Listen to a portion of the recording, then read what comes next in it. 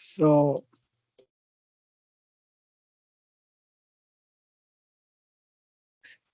bonjour à tout le monde et bienvenue encore à notre session, comme d'habitude, qui va nous prendre à travers des étapes pour la quantification des indicateurs ODD. La fois passée, on avait discuté du suivi des littoraux du continent africain en utilisant les outils de Paddy Africa, surtout les outils à Coastline. Alors, ici, on avait vu comment, à partir de ces traits de côte qui couvrent tout le continent, on peut générer des transects et essayer de voir s'il y a eu érosion ou accrétion en utilisant des médianes et ainsi comparer le déplacement des traits de côte, soit vers la Terre ou soit à l'intérieur de l'eau, que nous appelons accrétion.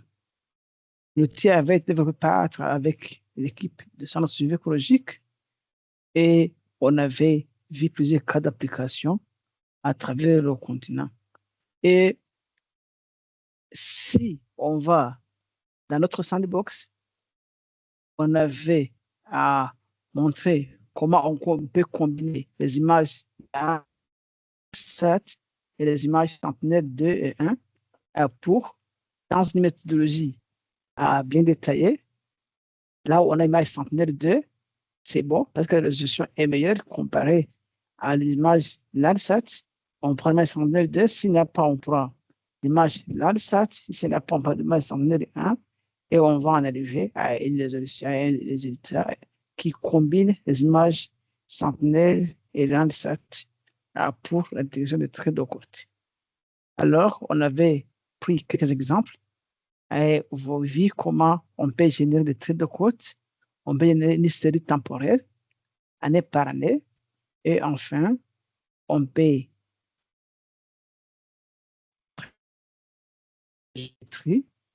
et enfin, on peut créer un tableau de traits de côte et des statistiques qui sont liées en comparant année par année. Et enfin, on peut exploiter ce tableau. À la fin, on peut afficher à synchronité interactive. Comme vous voyez ici. Et enfin, aussi bien sûr, ici en haut, on avait l'option d'exporter les traits de côte déjà générés. Ça, c'était une façon de voir s'il y a eu érosion ou accrétion, mais ça ne l'enseigne pas sur les impacts sur les écosystèmes, les taureaux et bien sûr et les infrastructures aussi du littoral. On avait aussi l'outil Coastlines qui nous permettait de générer un transect,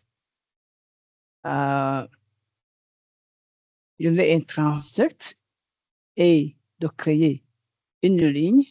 Et par la fin, on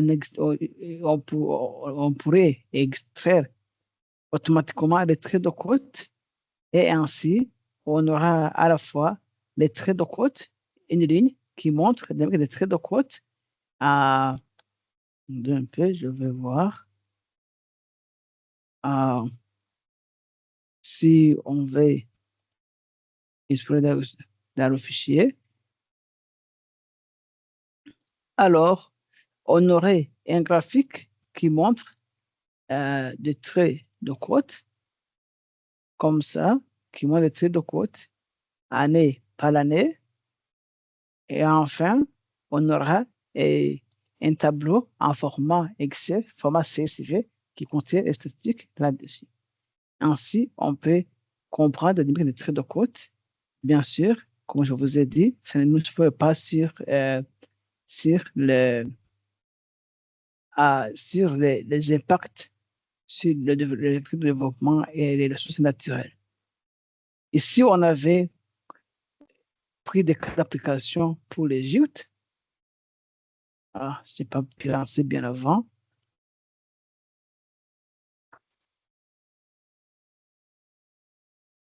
Mais ce n'est pas le grand objet du jour. Mais on avait aussi pris des exemples sur l'Égypte.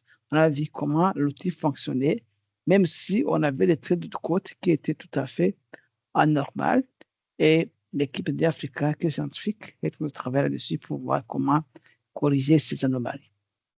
Alors, aujourd'hui, on va parler parce qu'on avait 3 chapitres.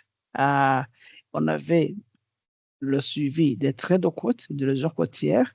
On avait aussi le suivi de l'artificialisation des côtes. Et enfin, on avait le suivi de l'élévation du niveau de la mer. Alors, pour aujourd'hui, je vais commencer par une petite présentation. Bien sûr, s'il n'y a pas de commentaires sur la session de la semaine passée, on peut passer immédiatement à cette session. On sait pas de commentaires? Non? C'est Ok, bon. merci Apparemment, beaucoup. c'est bon. Merci beaucoup alors. Ici, ici j'ai fait des dégâts. C'est pas suivi, c'est suivi. C'est suivi. Alors, ici, on va parler du suivi de l'artificialisation et on va utiliser des données globales et aussi, surtout, les empreintes mondiales des établissements humains ou de settlement à footprint. Et bien sûr, on va essayer de comprendre l'évolution et l'urbanisation, mais aussi on va utiliser un notebook qui utilise immédiatement les images Sentinel ou Landsat pour comprendre la dynamique urbaine. On a des indices qui nous permettent de voir si les zones se sont transformées en surfaces imperméables. En d'autres termes, il y a eu des toits ou des pavements, ou bien si les zones sont restées peut-être agricoles ou bien couvertes de végétation naturelle.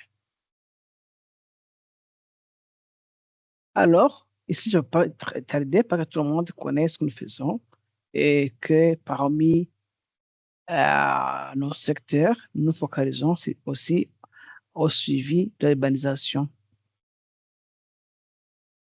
Alors, les plateformes que nous allons utiliser, nous en avons beaucoup, mais pour le moment, nous allons utiliser la sandbox qui nous permet de faire des analyses et la quantification des statistiques qui vient nous permettre des phénomènes différents à travers le continent africain. Mais ici, nous allons utiliser d'abord ces données globales, mais après, on va voir comment aussi les données directes de l'Afrique peuvent nous renseigner sur l'évolution des zones construites. Mais ici, l'empreinte mondiale des établissements humains, World Settlement Footprint, nous l'avons aimé parce que ce sont des données de l'Agence spatiale européenne, c'est-à-dire que c'est 10 mètres de résolution parce qu'ils ont été dérivés des images Sentinelle.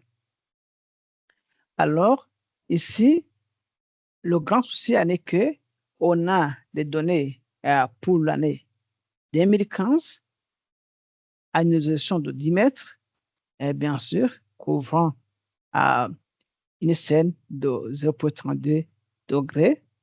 Et ça nous montre l'étendue mondiale d'établissements humains.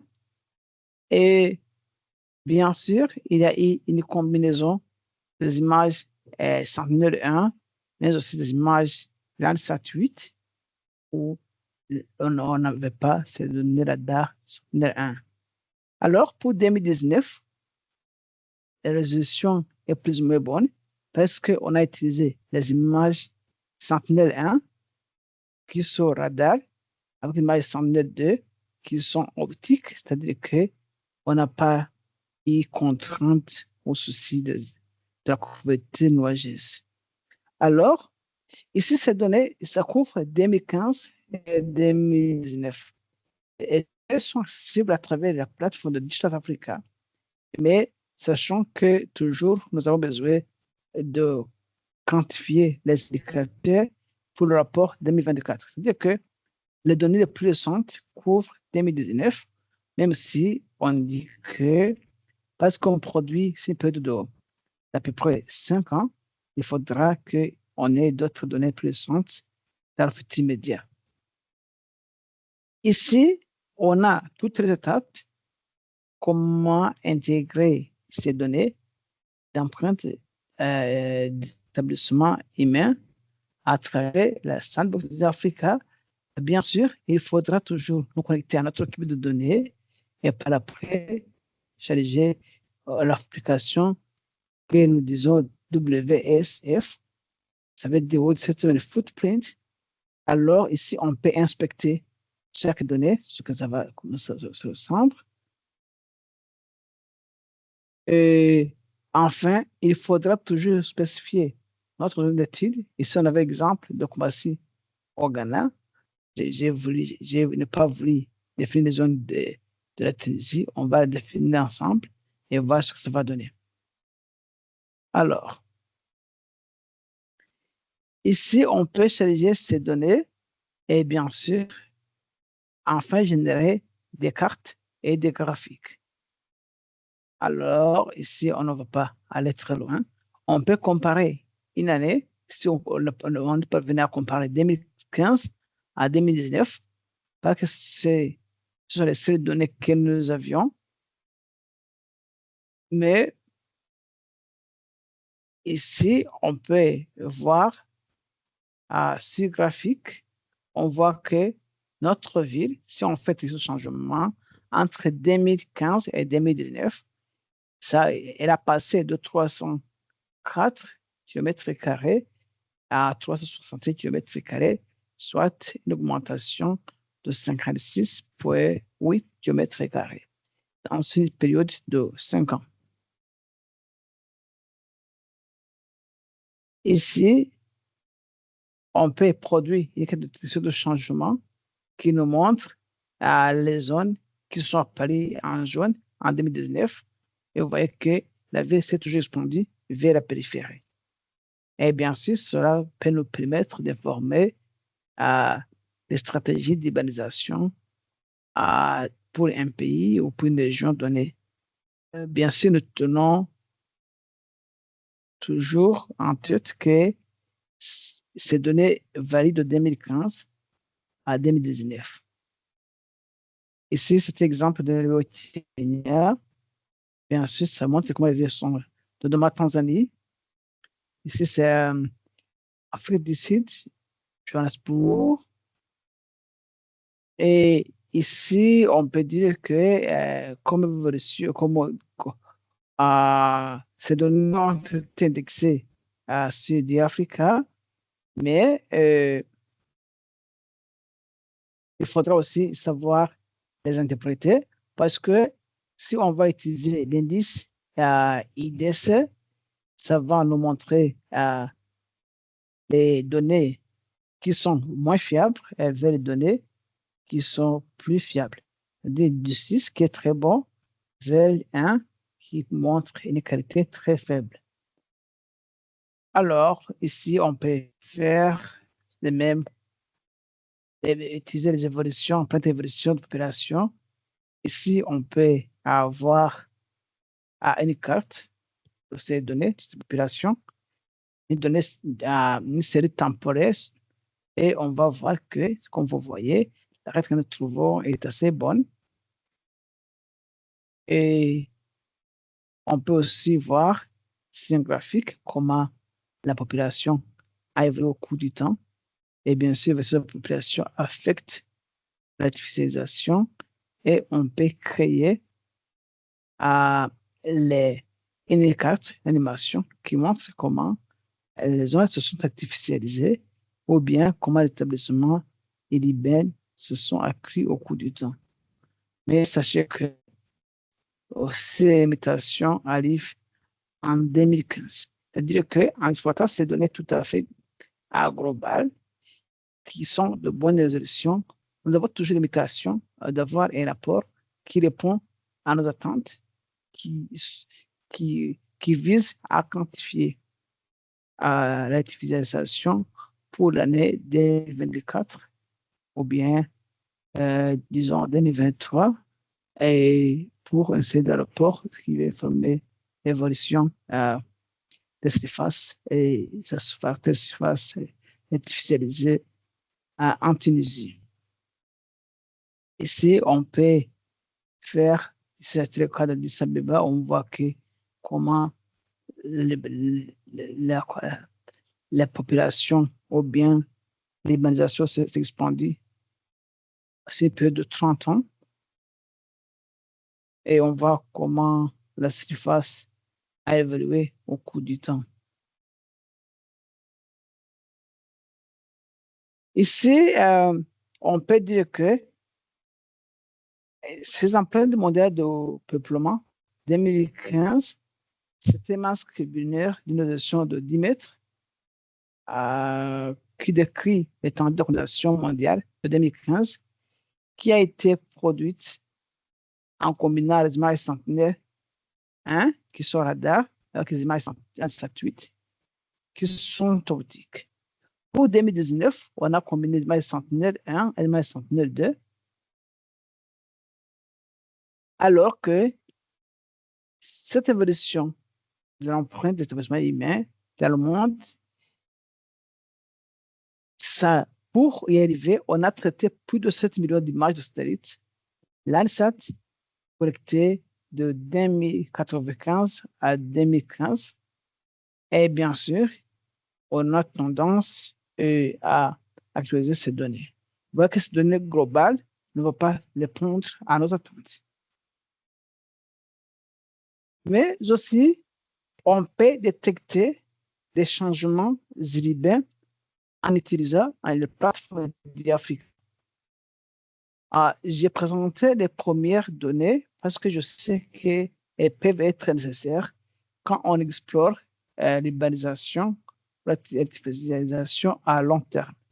Mais pour le courte durée, les Africains a essayé de fournir économique et urbaine. Nous utilisons des géomodianes, des images Sentinelle 2 pour examiner l'évolution de l'étendue urbaine entre les périodes de référence et les périodes plus récentes. Ça, c'est l'exemple.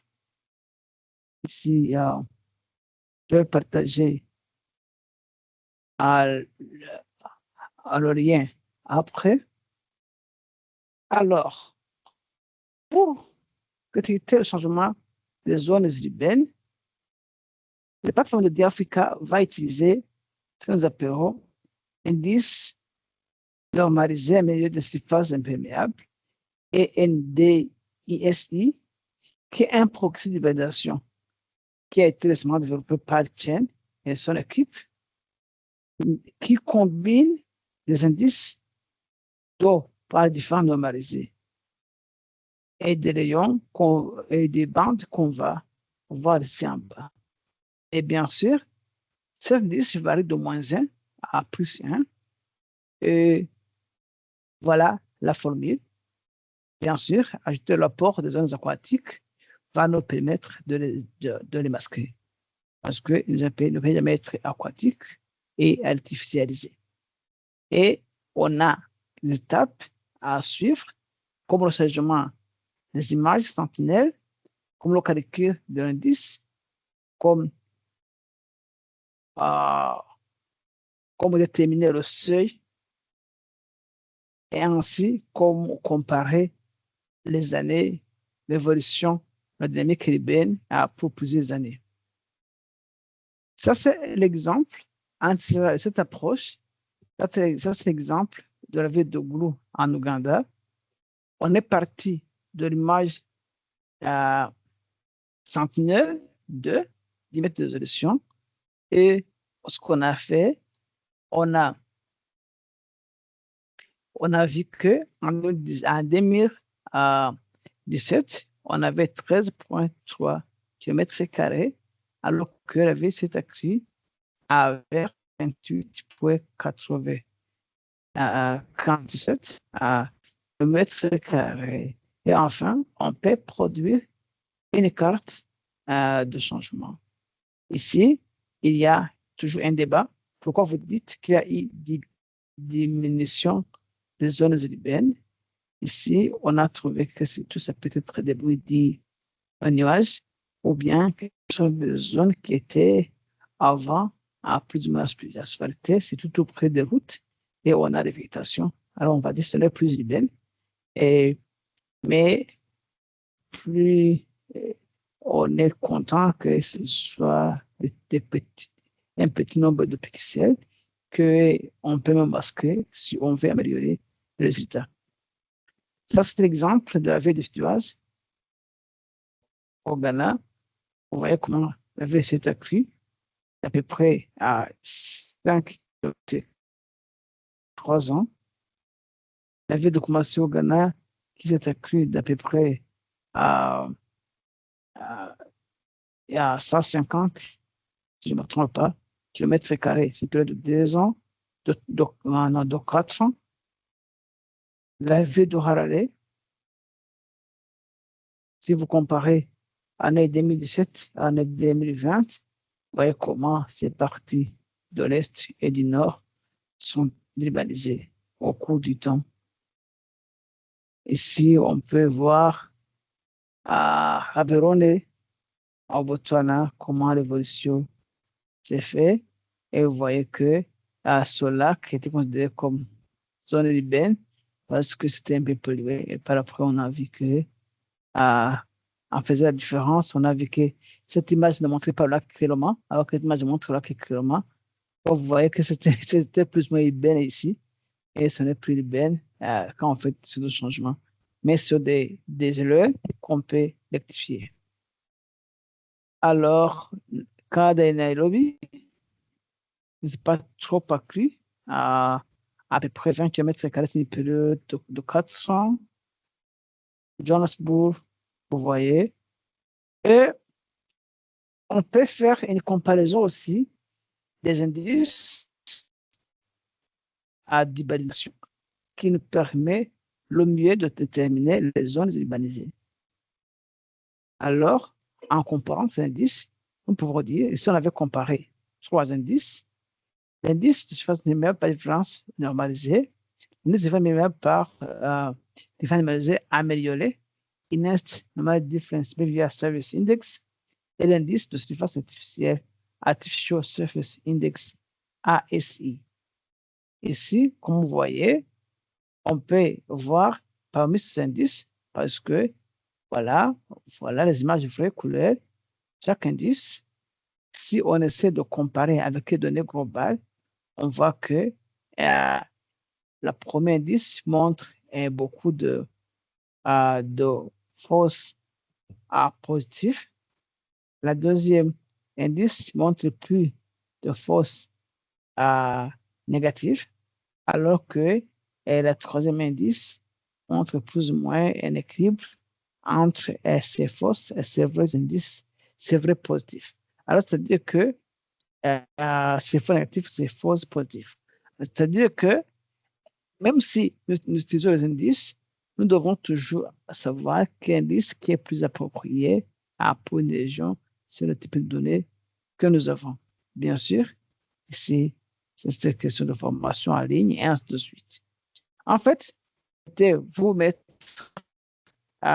c'était juste pour m'introduire, pour vous montrer qu'on a des données globales de haute résolution, mais on n'a pas de contrôle sur les séries temporelles.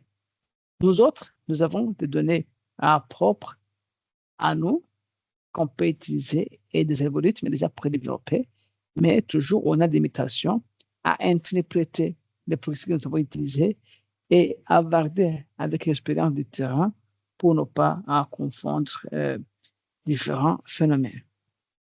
Alors, ce qu'on va voir, mais avant d'y aller, je voudrais entendre de l'équipe s'il y a des commentaires, s'il y a des... Voilà. Quels commentaires, mon sable? J'ai une question par rapport à la définition des indices. Est-il possible de juste redéfinir les 3 indices, les derniers indices? Ok, merci beaucoup. Je suis content, Edouard est là. C'est lui qui a fait le tout. Alors, je lance la barre à Edouard. Edouard, Edouard, hello ça? Edouard, Joseph, Yes, thank you and welcome Hello, to discussion. Can you hear me? yes, Joseph, I can hear you. Thank you, Joseph. Actually, the team would like to understand how these three indices are working. This NDBI, this normal difference built-up index, this normalized index normal difference impervious surface index, and this artificial surface index. Yes. Please, are you sharing your screen? Can you see my screen? No, Joseph. No? Sure? I cannot see. So let me share it once again. Or let me share the notebook and which this index were used. I think this is much better. Okay. So hold on, please. So I can share my screen. Now I can see my screen. For me, yes.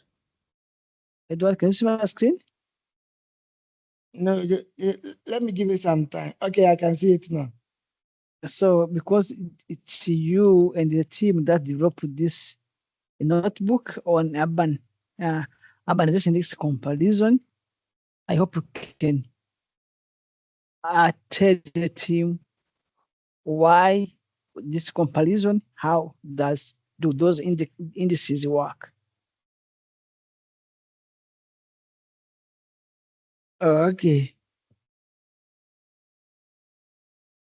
So this data sets was, we wanted to try and see if some of the data sets that we have, if you compare to the ground truth data, how close are they going to be?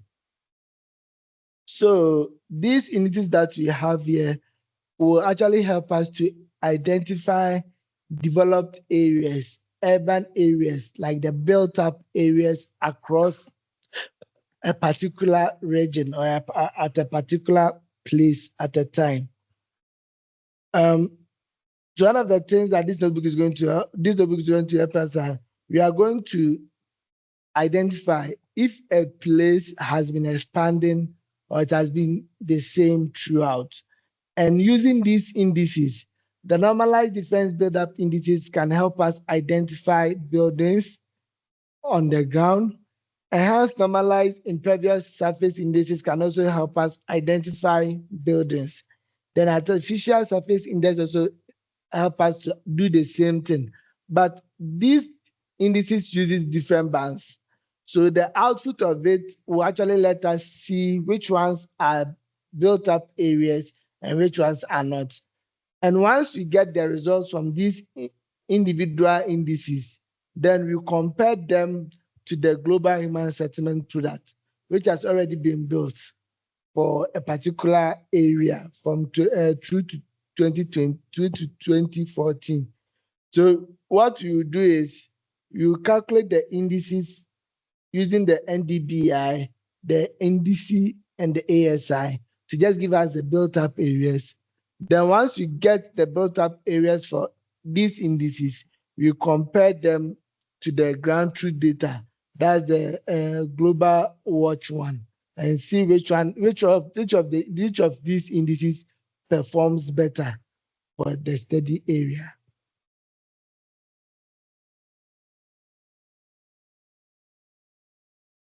Hello, Joseph. They can hear you. I hope you were able to answer the team. Juste pour vérifier si Edouard a pu répondre à votre question. Oui, normalement. Merci. Je vous en prie. Ce qu'on a pu discuter jusqu'à maintenant, c'est de voir quel indice qui sera plus approprié pour une région donnée.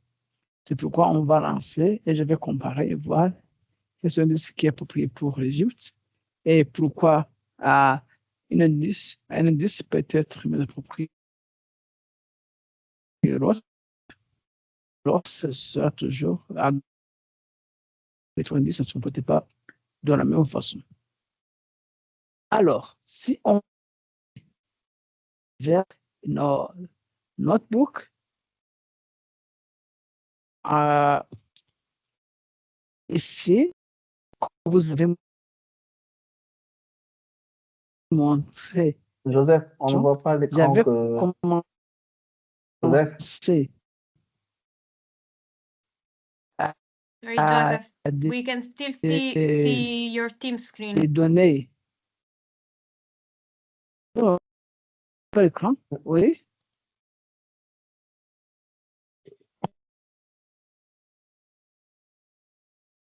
on ne voit pas l'écran, Joseph. Apparemment, votre connexion est lente. En tout cas, je suis à Abuja. Je n'ai pas de contrôle sur la connexion pour le moment. Je n'ai pas de choix. Est-ce que vous voyez mon écran?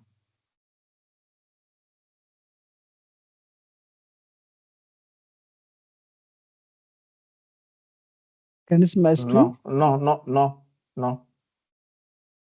Interesting. Yet I've shared everything. Mais vous m'écoutez quand même. Oui, on vous écoute maintenant, mais pas de partage d'écran. Intéressant parce que je vois que maintenant c'est partagé mon écran. Là, maintenant, normalement, ça va apparaître.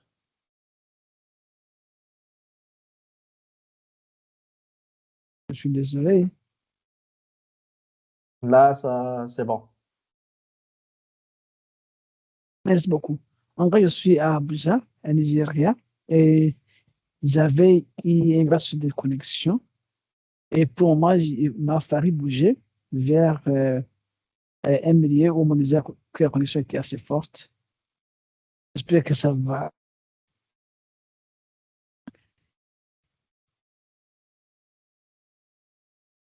Je vous disais que j'avais commencé ma présentation africaine. Maintenant, on va aller en sens inverse.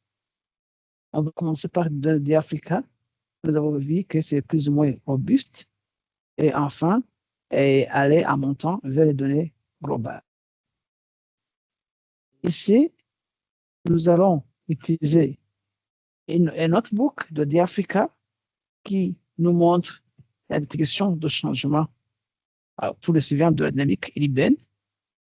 Ce notebook, si vous avez pu entrer dans la, vous allez dans le fichier Bureau d'exemples, l'exemple de la vie courante, et vous verrez un notebook qui est appelé Urban Chain Detection. J'espère que tout le monde est là.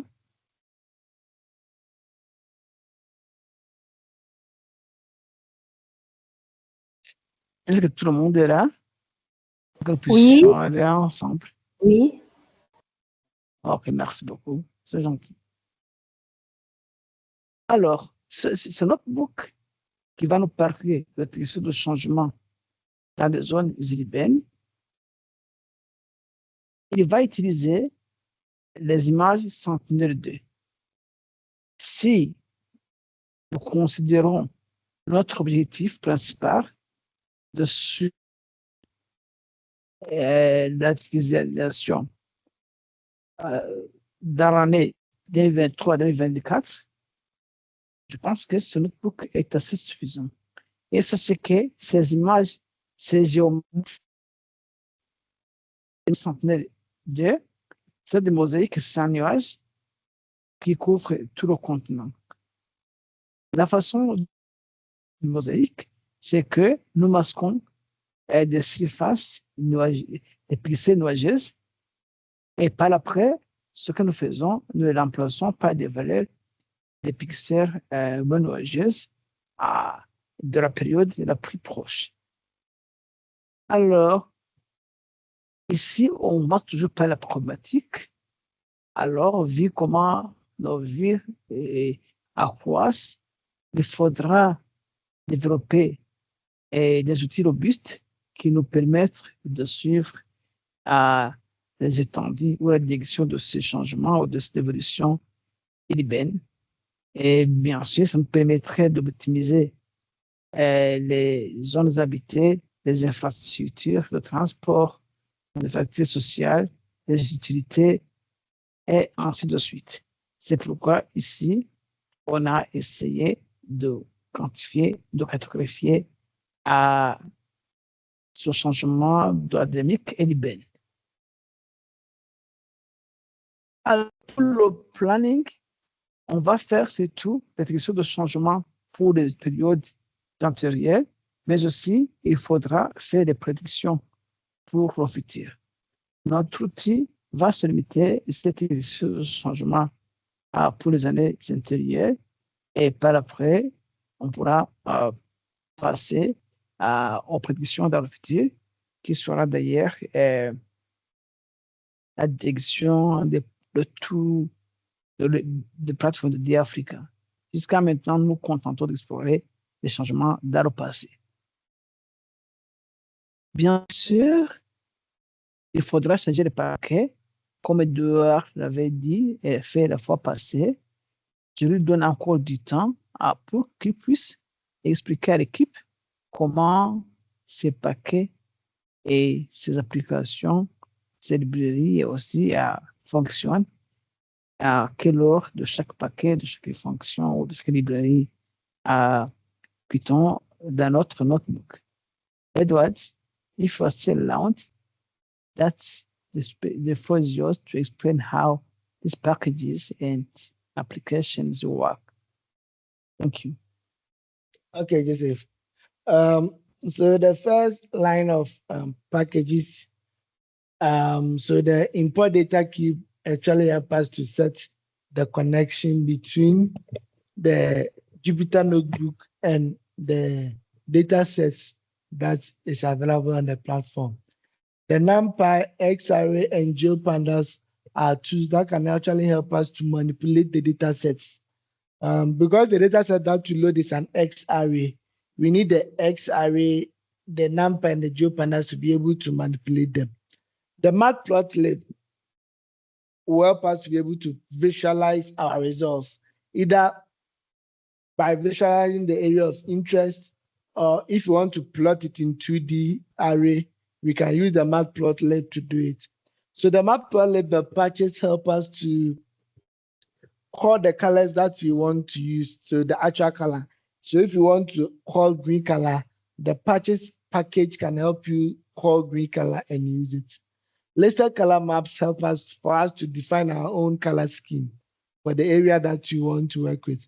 Although Matplotlib comes with its own color scheme, default ones, you can also create yours depending on how you want yours to look like. So that's what the first session actually helped us to do. The second session, which is the Africa tools, help us to be able they are inbuilt packages that makes it easier for you to work with their data set much more easier. So the rasterize, if you go to GIS, GIS, sometimes you may have a vector data set and you want to convert it to raster so that you can mark the area that you are working off. So the rasterize tools makes it easier for us to rasterize our vector data set. So if an example, probably I'm working in a particular town, you know, the satellite imagery, it will call the whole area, but I want to only work with a small site and I have the shapefile there. Shapefile is a vector data set. The satellite image is a raster data set. So if I want to be able to take only the area of interest that I want to work with, we would need to convert the shapefile to a raster image, and that's what the XR rasterize does. So that you'll be able to clip only the area you want to work it out from it. Create Dask makes, if you're working with a large data set, Dask actually helps you to break them into smaller sizes so that you'll be able to run it for the area of interest and only get the output that you want to work with. The calculate indices So you know that with these notebooks, you're going to calculate 3 indices, the NDC, the NDBI, and the ASCII. All of them comes with formulas.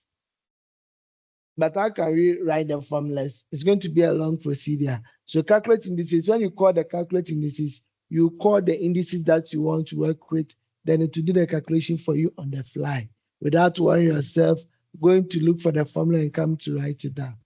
The display map and RGB also is a way of displaying the area. So the display maps help us to see whether the area of interest that you've defined is the area that you are working with. And the RGB help us to plot the satellite images, the red, green, blue bands, so that you can see it in the pictorial format, like how you want to see it. The load ARD is when you want to load the data sets. So you use the load ARD. So the data cube help us to establish the connection between the sandbox and the data set.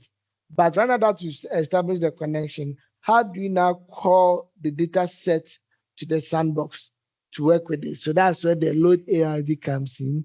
And the defined area is for us to convert, first of all, for us to load our area of interest into the sandbox. So if you are using shapefile, you call the shapefile, then the defined area will convert it to a variable that you can use it. If you are using X and Y, you specify your latitude and the longitude and the buffer, then the defined area will actually pick it up for you to be able to work with. So what I've just gone through, if you're going through the normal procedure, you connect to the data cube using the import data cube that you just did. Then after connecting it, then you come and create your local DAX because you want to work in smaller chunks so that our data set, we won't use enough memory. You call the, Joseph, can you go to the first one? The way you load the packages, just to explain from there. Yeah, thank you. So you create the local DAX cluster so that your data set will be able to work in chunks. So after creating your local DAX cluster, the next thing that you have to do is to import your area of interest. So that's why you call the defined area. So if you have the latitude, longitude, and the buffer, you can type them there. If you have the shapefile, you can input it there. Then after defining the area of interest, then you use the display map to just visualize the area that you are working with the area of interest that you've pasted in there. Then after visualizing it and seeing that, oh, everything is fine, then you load your data sets using the load ARD. And once you load the data sets using the ARD, then the next thing is you clip the area of interest. So you use the XR rasterize to convert your area of interest into a raster. Then the data that you've loaded using the load ARD, you mask it out using the where command. I think Joseph will take you through mask it using the where command.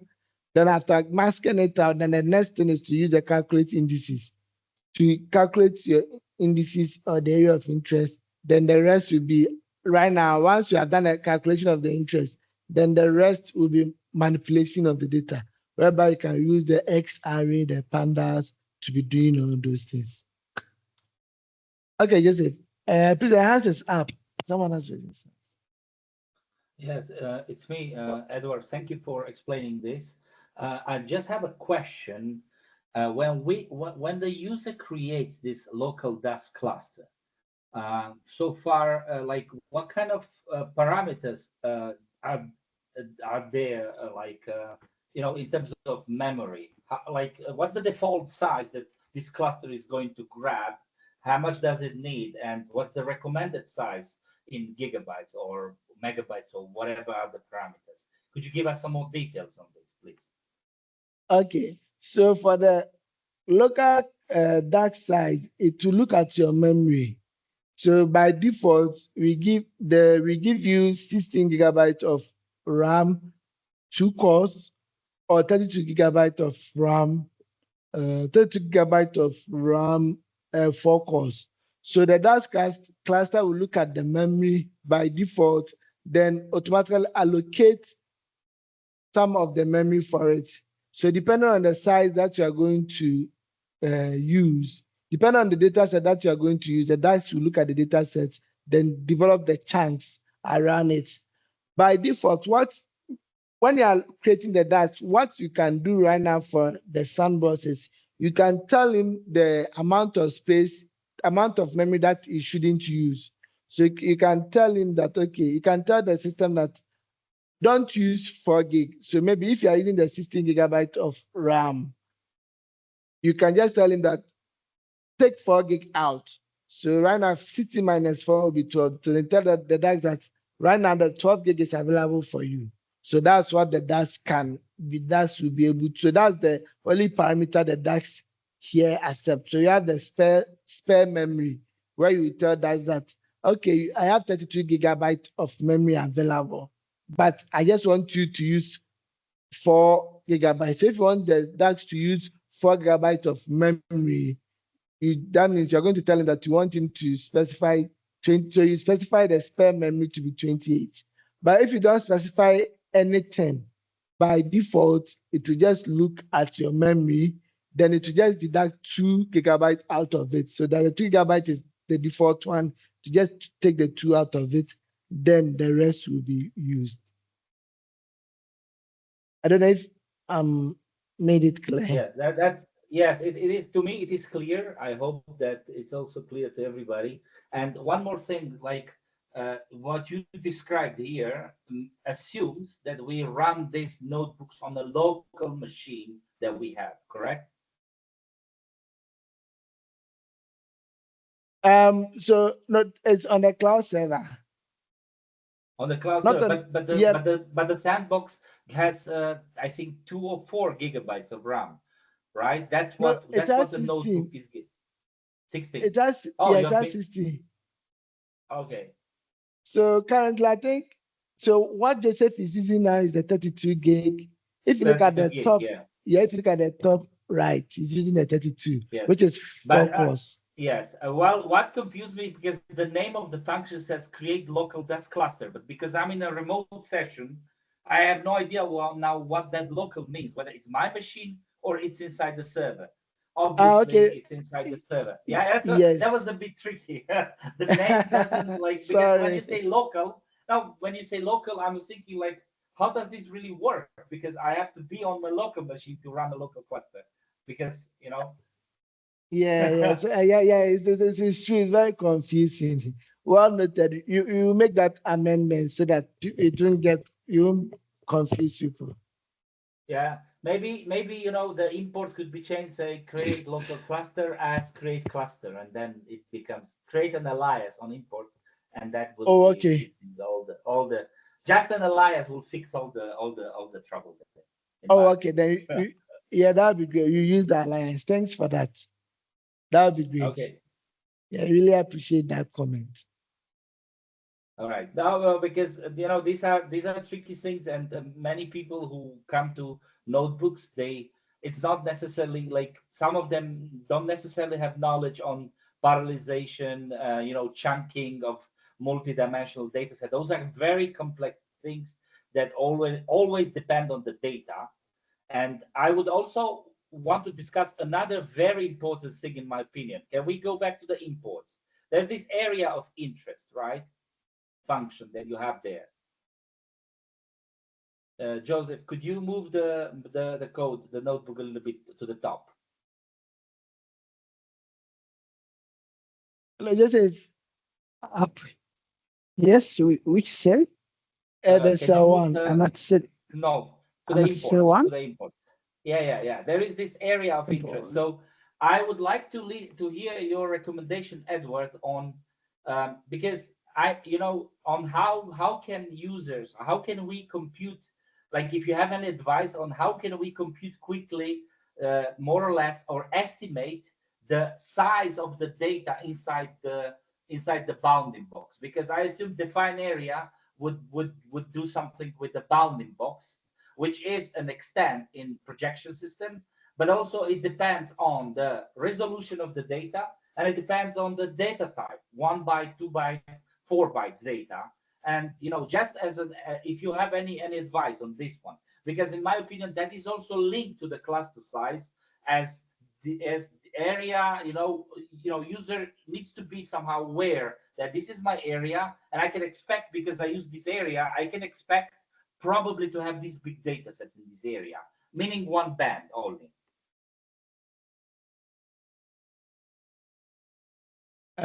Okay, so with the area of interest, right now that's when we let the that cluster comes in, because we notice that some people, just as one can choose to load the whole of Tunisia at a go, but that's going to take a lot of memory, and even the memory that is provided for the person he won't be able to work with it. So that's why normally we will advise that person you go with the cluster, whereby DAX will actually be able to load them bit by bit for the user. But just if can you go down a little bit, then for the defined area. So if I get a question, if I get a question, if I get a question, Maybe. no, the top one, the cell 4. Cell 4? Yeah, cell Or 4. 5? Where you Yes. define where you input the defined area. This one? Yeah, you are there, but you are the select location. So if you can scroll down a little bit. On the display? The Yeah, display no, map? not the defined area. Define area is No, no. here. Yes. Cell 4. Yeah. So it has not come. It has not come. It wasn't showing. So if I get a question correctly, so there are two ways to define the area here: the latitude and the longitude, and the buffer. And if you also have the vector file also, it will also show up here. So depending on the area that you are working with, if the area you're going to load is very big and it exceeds the memory, the sandbox will let you know that you are out of memory because of the area is quite bigger than what you are doing. But if it's not out of memory, the system will be able to load it up for you to be able to continue to work with. I don't know if I've made myself clear.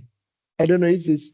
Yes, to some degree, yes. I see this AOI. Does this AOI object have any other properties, like how many lines and columns? Because I see the buffer and, but there is no, because my question was related, was maybe a bit more too generic at some point, but I see it important because based on the area, and if my data has 20-meter resolution, I'm working in the lat long, but I have data, what is the projection of data?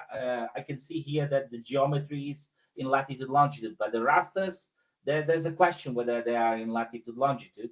So then, the end point of this, or what I want to say, and we'll stop it here, is that I would like to see maybe the users to give them a hint. Hey, inside this area, if you load this data set, one band will take, I don't know, 1.1 gigabyte, for example.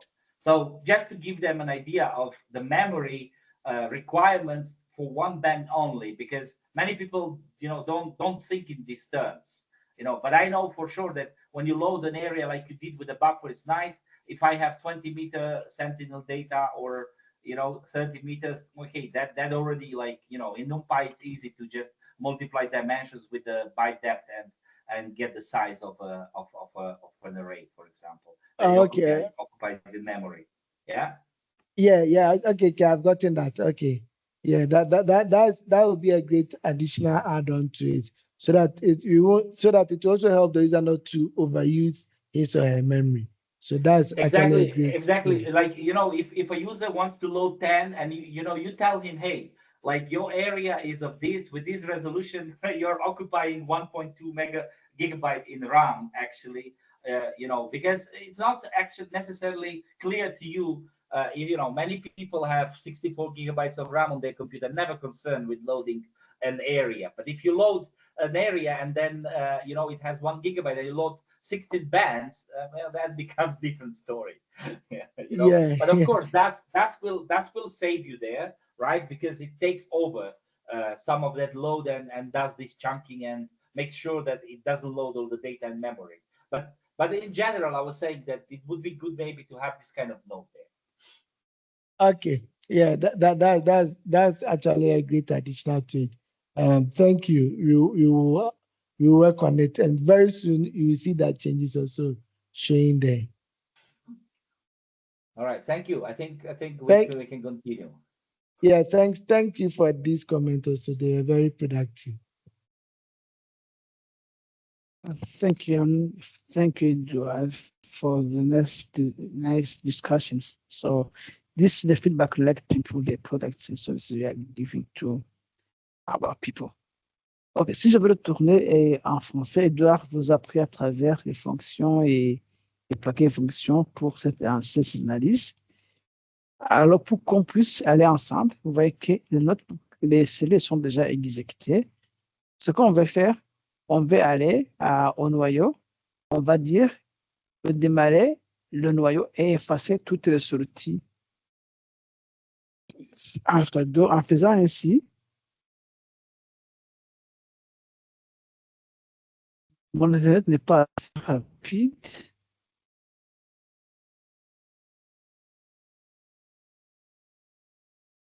Noyau, démarrer le noyau et effacer toutes les sorties.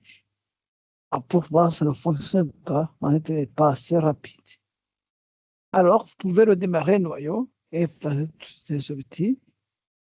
Ou bien, moi, ce que je fais, je vais démarrer le noyau et j'ai toutes ces cellules. Ça ne fonctionne pas de mon côté. C'est très, très lent. Et Mossab, est-ce que ça va de votre côté?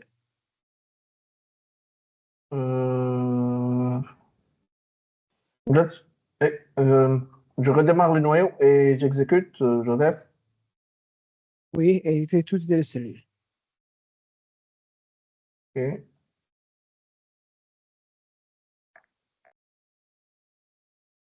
Ou bien,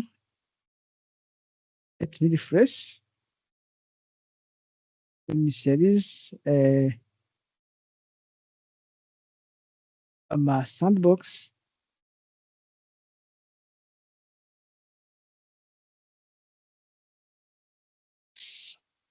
En tout cas, avec ma condition ici, tout ne va presque pas. Edward, can you use your laptop and share the screen?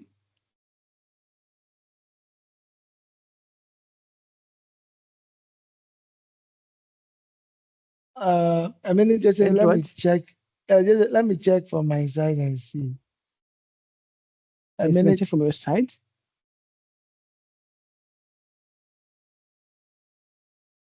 I think Victoria is also online. I think I'm also having the same issue. Hello, Vic. Yeah, the sandbox just went off again. Sure. Yeah, the same issue also at my side. Oh, sorry for that.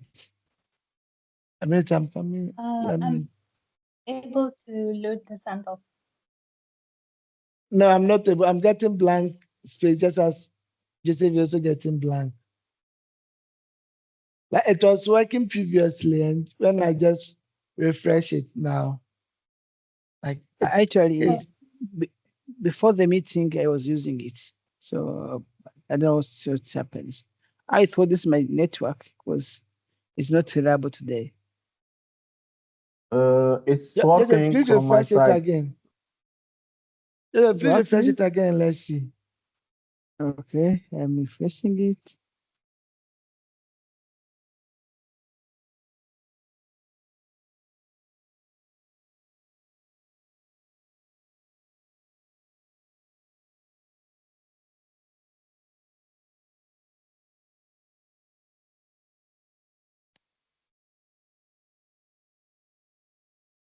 Not working. Edward, Is that working from your side?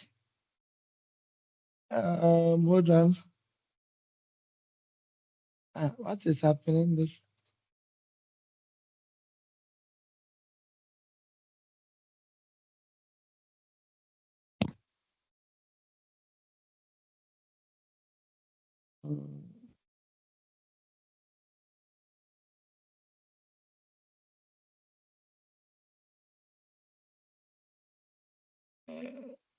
I think it's now loading, Joseph.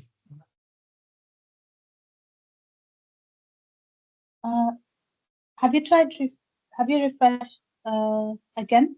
Because right now I'm able to load the sandbox. Yeah, I Okay, think let me- mine is not loading. Oh, where is the stuff? Let me open another window to see what happens.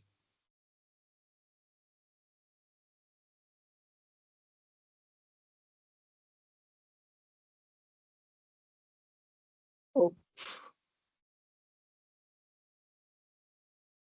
Vicky, can you display the it maybe hopefully it's now starting to load. It's loading. Sorry for this. No, stopping now. Vicky, can you run the notebook on the urban change detection and share screen if possible to avoid the Okay. delays?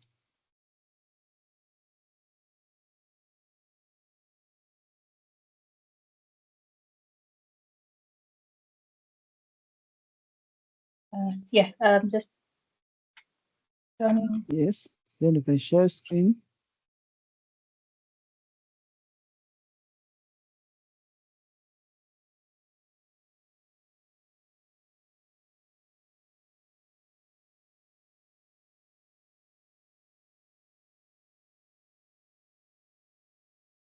Doesn't look like I have permission to share. Do you have I permission? give you the rights. You should be able to present now. Thank you, Victoria. Thank you.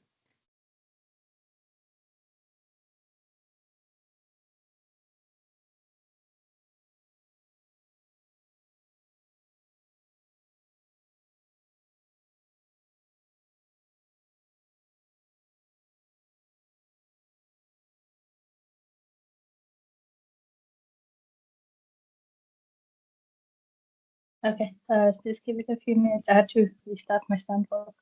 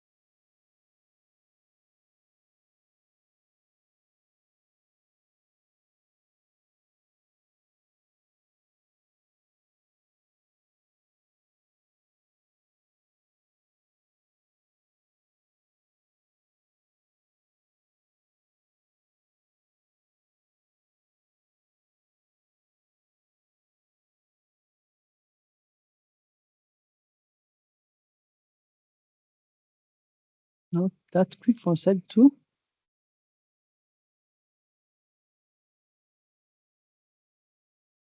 It's taking a bit longer than usual to open. HMI is still loading too. I don't know what's wrong. Mossab, is it working from your side? It's working for me, but I don't know if it's good. But it's working. Did you calculate? Did you start the kernel? Avez-vous recommencé le noyau? Exécuter les cellules?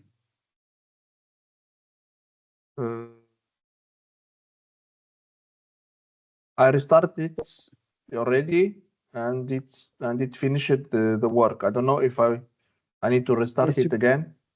no need to start, but you can share your screen then. You can learn Okay. from Yeah, I your think that's screen. better. Yes.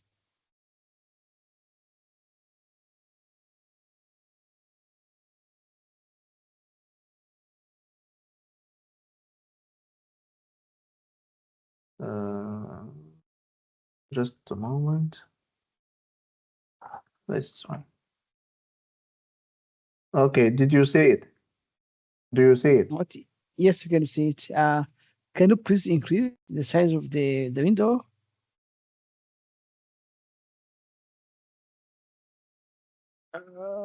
You can do Control plus. Yes. Okay. Yeah. This is good. Is it okay? Alors, oui, c'est OK. Alors, si vous allez descendre en bas, descendez sur ici, la deuxième, la troisième cellule, parce que les deux premières, Edouard les a définies. Déjà expliqué? Oui, ça, même le troisième, c'est déjà expliqué. On va utiliser l'application qu'on appelle l'urbanisation, qui nous permet de calculer 10 de surfaces imperméables. Vous descendez un peu.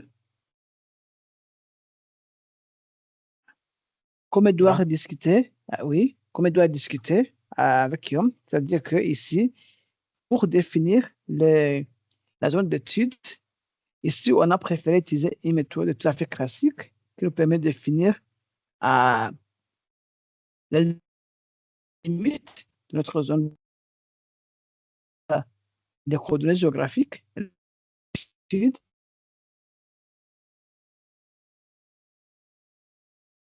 Le son est coupé, Joseph. Alors, c'est que mon son est coupé. Maintenant, m'écoutez? Maintenant, oui, mais tout à l'heure, pas. Ah, OK, merci. Je disais que la première méthode qui consiste à utiliser, à définir la type de longitude et zone de tampon, cette méthode est plus ou moins classique parce que ça permet à notre zone d'étude, mais aussi ça peut amener des étendues non désirées et ça va bien sûr affecter notre mémoire, comme Edouard a discuté auparavant. La méthode la plus conseillée en serait d'avoir un polygone qui délimite votre zone d'étude. Alors, vous pourrez charger cette deuxième méthode en format JSON ou en format shapefile. Et puis, vous allez travailler sur une zone d'étude précise. Mais aujourd'hui, comme on ne va pas commencer à titre d'exemple, on a utilisé la première méthode. Vous descendez un peu.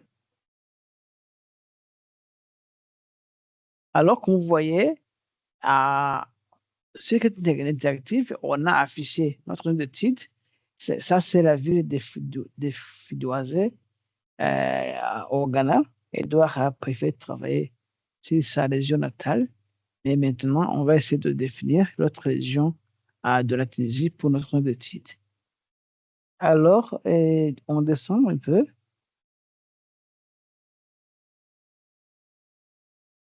On descend un peu. Alors, la deuxième chose sera de charger les données et les bandes dont nous avons besoin. Ici, on va utiliser des géomades qui ont été dérivées des images Sentinel-2 et il faudra définir les bandes qu'on va utiliser pour calculer notre indice et NDSI. Et enfin, ici, on a préféré une résolution, on a dit 20 mètres pour essayer de rendre plus facile et plus rapide et les calculs, les projections. Et enfin, comme on doit discuter, ici on avait défini X et Y pour notre dashcam et cela va nous permettre toujours d'épargner notre mémoire. Un peu en bas, septième cellule.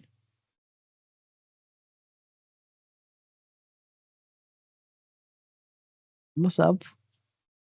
Un peu en bas, septième cellule. Ici, Vous avez dit la septième. La septième, oui, septième, oui, tiens, c'est la même chose. C'est presque la même chose. Ici, on va définir notre pas de temps d'analyse, l'année baseline, l'année de départ et l'année descente.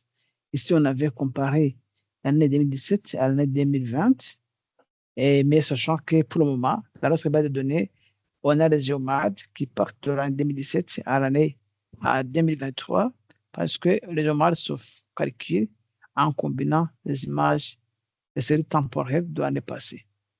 Alors, visuellement, ça sera très difficile de détecter les changements si on compare deux images, même si on voit que on a quelque chose d'ici un peu, on a une expansion urbaine, mais c'est pas visuellement, on ne peut pas identifier le changement.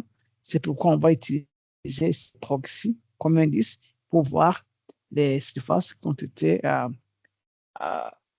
converties en zones urbaines. À 9. Alors, ici, on a toute un peu la formule de calcul d'indice qui combine différentes bandes et aussi essaie de masquer les surfaces aquatiques. Et enfin, comme Edouard vous a dit, les indices ont été déjà calculés à travers le sandbox. Il faudra seulement afficher l'indice et vous allez, ce sera généré pour vous. Et enfin, en utilisant l'indice NDISI, ici, on va, vous pouvez monter un peu, afficher toute l'image. Ici, on va comparer l'année 2017 à l'année 2020 et vous verrez que ceci montre que même si on a la même direction de changement d'urbanisation, mais quand vous voyez ici, les maisons deviennent plus denses que pour l'année 2017. Et bien sûr, quand on dit quand les maisons augmentent, c'est-à-dire que les surfaces artificialisées montent aussi. La slide suivante. Ici, on va créer des seuils qui nous permettent de séparer les zones habitées des zones non habitées. Et enfin, nous allons essayer de détecter les zones bâties ou les zones urbaines, les zones non urbaines. Vous le sentez un peu? Alors, en bas, vous descendez, c'est C14. Ici, on peut comparer les zones urbaines pour une carte binaire qui montre des zones urbaines et des zones non urbaines pour l'année 2017 et l'année 2014. Vous voyez que nettement, ici, on a des maisons qui sont apparues, même si la concentration des maisons s'est augmentée, même si vers nord-est, il y a une augmentation des zones artificialisées. Descendez un peu, mon sable,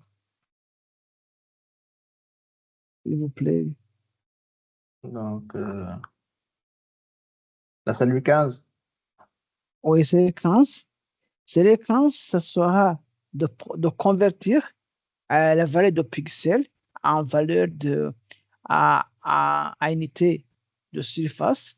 C'est-à-dire que si on connaît que pixel sentinelle, c'est de 10 mètres, ici on va faire une conversion. Et enfin, on va afficher la surface qu'on a détectée pour l'année 2017 pour cette année. C'est-à-dire que vous voyez que la ville s'est accrue d'à peu près à 5,5, si je dirais, à peu près 5 kilomètres carrés au cours de 3 ans, de 3 à 4 ans, je peux dire. Si vous descendez un peu, on va voir des points chauds d'urbanisation. Vous descendez sur la série suivante.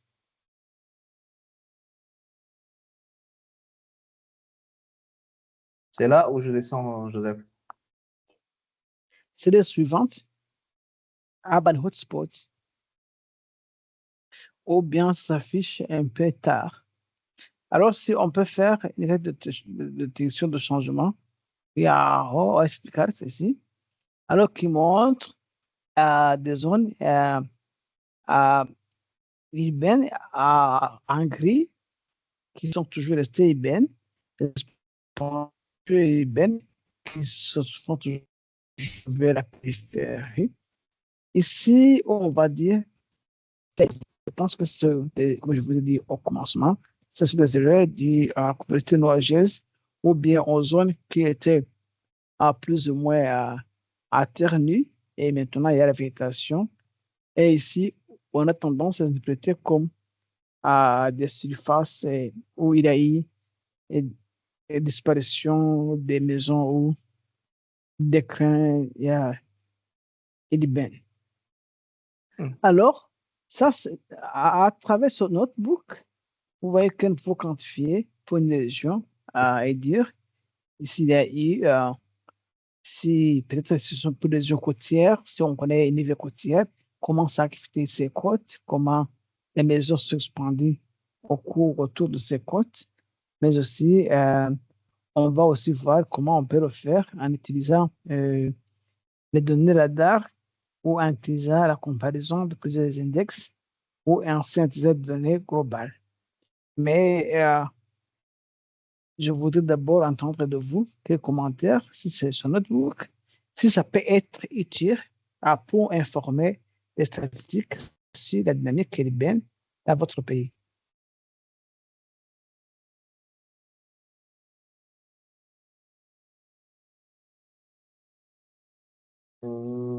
Golf, est-ce que c'est bon?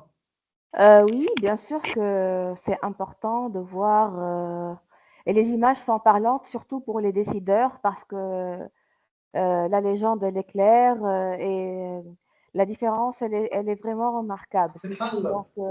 Donc, je suis sûre que c'est c'est un travail qui est utile et qui a beaucoup d'importance.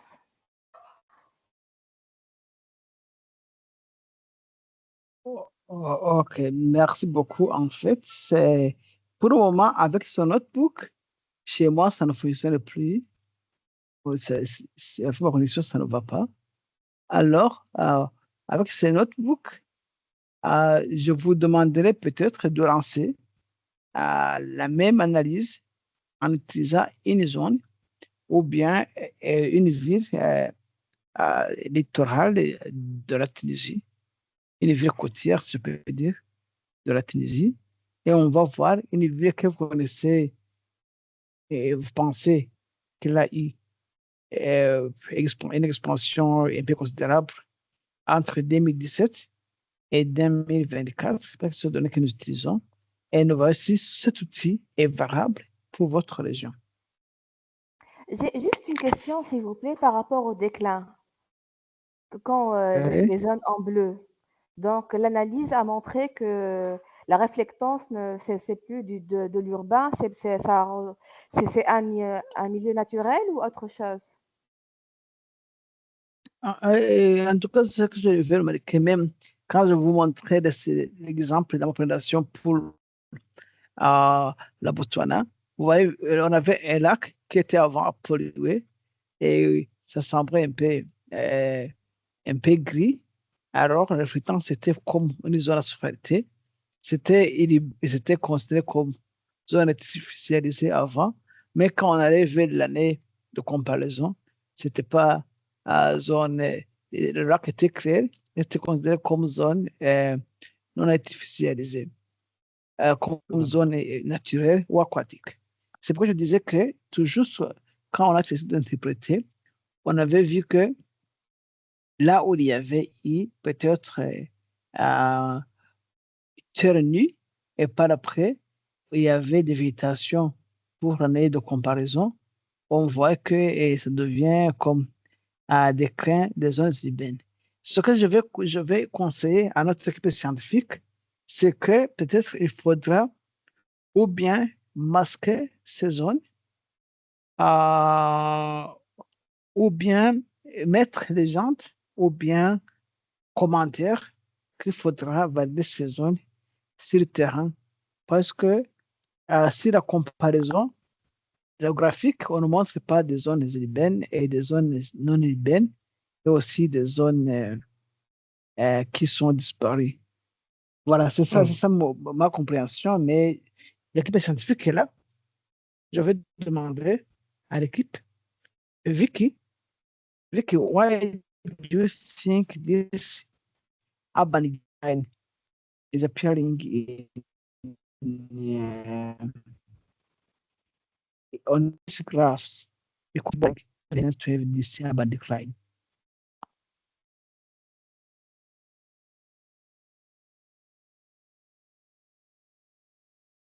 Edward, are you still around? Come again. So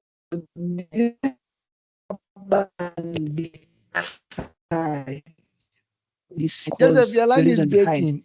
this class of urban decline. I was saying, can you hear me? So for the urban decline, the explanation was, I got the question. So it could be two things. For the urban decline, it could be two things.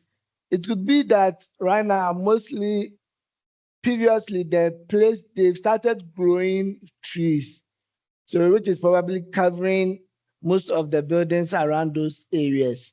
So initially there was a building there, but due to vegetation covering the area, we are not seeing those buildings again. And mostly the other thing could be that maybe the place was degraded. They use machines to clear the area during some time, but right now they place the weeds again. So that's actually what contributes to the declination of the urban. It doesn't necessarily mean that there's no urban there, but probably they have grown trees around those areas. So the satellite images is rather picking the vegetation more than picking the urban areas or picking the buildings. Joseph. Yes. Thank you for confirming. Boss have any comments or? Est-il possible de traduire un peu? J'ai pas très bien compris ce que Edouard vient de dire. En tout cas, Edouard a répété la même chose que j'ai dit. Ce sont des surfaces moins dégradées. Tantôt, Joseph, votre micro coupe. Oui, on n'entend pas.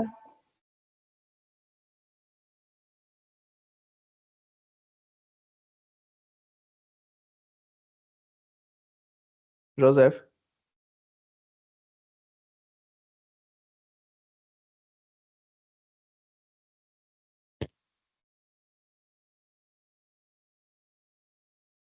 Joseph.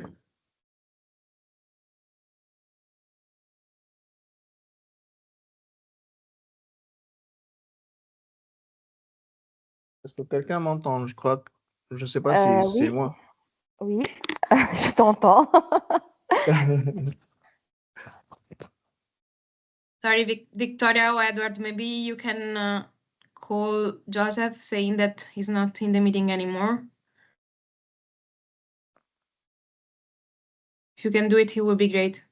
Thank you.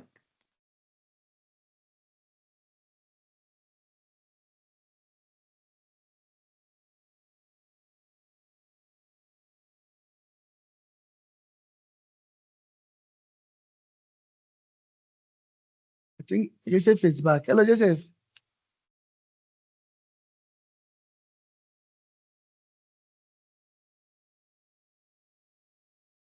Is it my mic or hello?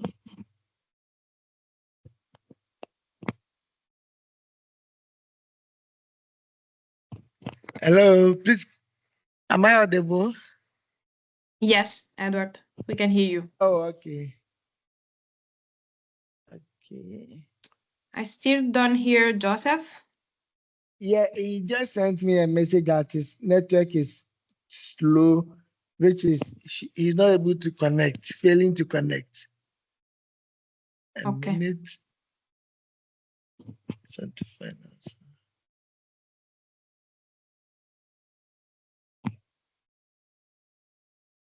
Okay, so please, Joseph is saying due to his network issues, if we can end this one today, then continue on the 26th. Okay, the we meeting can. on the yeah, I'm just checking because the meeting on the 26th is on the sea level rise. Okay. I think So I think for this one, we've actually ended this notebook and that we just talk about. So if there's any other questions, I'm happy to take it and explain it to the team. But on the 26th one, the sea rise, we can do that on the 26th. But in terms of the urban, I'm happy to take any other questions or any other explanations. okay, so I want to ask before Kauthar and Musab, is everything okay for you? Can we stop the meeting now and we can continue next time, or do you prefer that Joseph continues today? No, it's okay. It's okay. It's okay. Okay. And if you have questions and something pending, please send me an email and I will forward to Joseph. Okay. Okay. Okay. Just if I can explain to Kauthar what Edward was saying about the urban decline. If I understood well. Okay. Yes, please. Yeah, please, you can go ahead.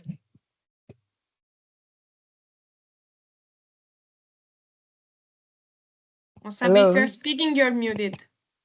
Ok. Kauthar, si j'ai bien Oui. compris, Edouard a dit que le déclin des zones urbaines n'est pas automatiquement dû à ce qu'il y a des bâtiments qui sont détruits ou quelque chose comme ça. Peut-être que c'est une zone où il y a des bâtiments, mais il y a eu des implants d'arbres et tout, et les arbres sont trop grands à ce que les images voient les arbres plus que les habitats, quoi. C'est quelque chose comme ça. Donc il faut toujours voir ces emplacements sur le terrain. Ok, merci beaucoup. Ok. De rien. Okay, everything is clear? Yes, Edward. Yeah, I wanted the translation. If someone can help me with the translation. Is it like, I wanted this is a question, or he wanted to talk about what I just said? Oh, no. Kauthar asked Joseph to translate what you said about the urban decline. I just explained to her that you said that these zones, maybe there are also there are the houses, habitation, but the vegetation it's increases a lot, so the images, so the vegetations, so that they say that's what I said. I don't know if is it true. Is it what you said? Yes, that's or what I you said. mean, or what you meant? Yeah, that's what I meant. Thank you for that. Thank you. Not. Okay, Martina, please, over to you. Yes, okay. So thank you so much, Edward. Thank you, Victoria, also for being here. And thank you, colleagues, for joining this session. Let me know if you have questions. I will send you the recording as soon as possible, so you will have time to review it before our next session. Okay. Thank you, Martina. Thank you, Edward. Thank you, Vicky. Thank you. Bye. Bye. Victoria, can you stay just 1 second? Can you Bye-bye. hear me? Yes. Oh, I'm okay. Musab. That's good. Thank you, Victoria. Sorry.